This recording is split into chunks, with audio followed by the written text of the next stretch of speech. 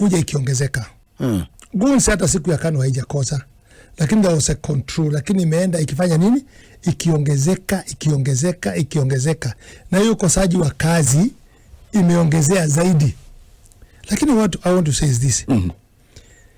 Hii watu who are using guns, you have to pay them. Where have you got this money?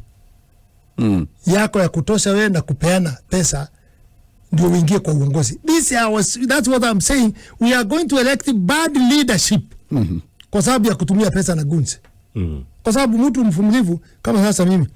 If I hear somewhere there's the church, najua atafuruka hapo, atakuja kujaa hapo kwa kanisa, I don't go.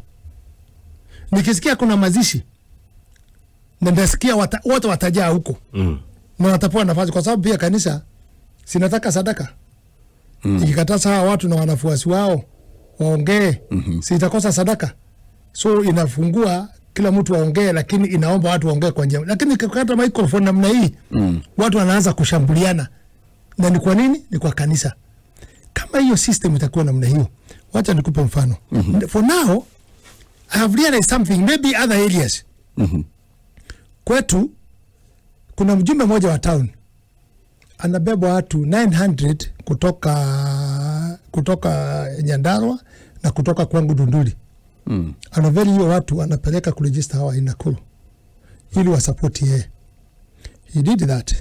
Wakati imefika sasa election, kwa sababu asimami hiyo kiti tena, imesimama election, na anataka kusaidia mtu yule yuko huko wafanye mlolongo wa UDA. Hakuna mlolongo. Anaenda achukua ile watu ile 900 aliregister huko, analeta wapi? Analeta huko. Haya, wale sitting wajumbe wa huko unakuta wanabeba watu kutoka Nairobi wanapeleka Bahati. Wanabeba kutoka Nyandarua wanapeleka wapi? Bahati. Let me tell you, this country will not be okay because of the people themselves. Nani wanafanya namna hiyo? Wewe unabeba unapewa shilingi 1000. Ukarejea kula pahali nyingine.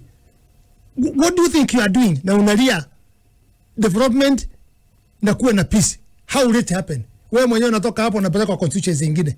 And I'm saying this widely kwa sababu najua even sehemu zingine other constituencies they are doing that.